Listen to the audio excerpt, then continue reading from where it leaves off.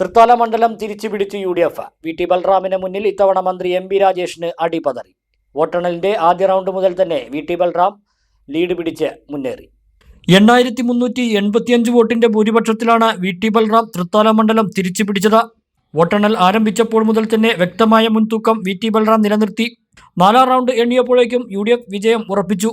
LDFന് ഒരു തവണ പോലും മേൽക്കൈ കൊടുക്കാതെയുള്ള മുന്നേറ്റമായിരുന്നു UDFന്റേത്.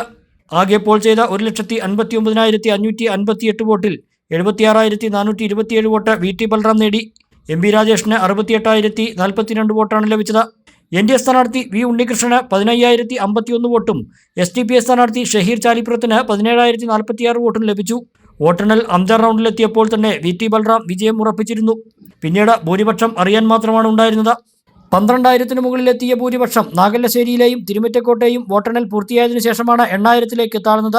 സംസ്ഥാനത്ത് UDFന് ഐതിഹാസികമായ വിജയമാണ് ഉണ്ടായിരിക്കുന്നതെന്ന് VT ബൽറാം പ്രതികരിച്ചു. തൃത്താലയിൽ UDFന്റെ അതിശക്തമായിട്ടുള്ള ഒരു തിരിച്ചുവരവിന് എന്നോടൊപ്പം നിന്ന മുഴുവൻ നാട്ടുകാർക്കും UDFന്റെ സഹപ്രവർത്തകർക്കും എന്റെ ആത്മാർത്ഥമായിട്ടുള്ള നന്ദി അറിയിക്കുകയാണ്. കഴിഞ്ഞ തവണ പരാജയപ്പെട്ടതിന്റെ ഏതാണ്ട് 3 ഇരട്ടി ഭൂരിപക്ഷത്തിൽ ഇത്തവണ തൃത്താല തിരിച്ചുപിടിക്കാൻ അതിന് കഴിയുന്ന തരത്തിൽ എന്നോടൊപ്പം നിന്ന് എന്നിൽ വിശ്വാസം അർപ്പിച്ച മുഴുവൻ നാട്ടുകാർക്കും പ്രിയപ്പെട്ട തൃത്താലക്കാർക്ക് മുഴുവൻ എന്റെ ആത്മാർത്ഥമായിട്ടുള്ള നന്ദി അറിയിക്കുകയാണ്. അതോടൊപ്പം ഇത് ഐതിഹാസികമായിട്ടുള്ള ഒരു തിരിച്ചുവരവാണ് 10 വർഷത്തിന് ശേഷം കേരളത്തിൽ UDF കാഴ്ചവെക്കുന്നത്. കേരളം മുഴുവനുള്ള ജനാധിപത്യ വിശ്വാസികൾക്ക് കഴിഞ്ഞ 10 വർഷത്തെ ദുർഭരണത്തിൽ പൊറുതിമുട്ടി ഒരു മാറ്റത്തിന് വേണ്ടി, ഒരു നല്ല നാളേക്ക് വേണ്ടി UDFൽ വിശ്വാസം അർപ്പിച്ച് കൂടെ നിന്ന മുഴുവൻ ജനാധിപത്യ വിശ്വാസികളെയും മതനിരപേക്ഷവാദികളെയും ഞാൻ UDFന് വേണ്ടി അഭിവാദ്യം ചെയ്യുകയാണ്.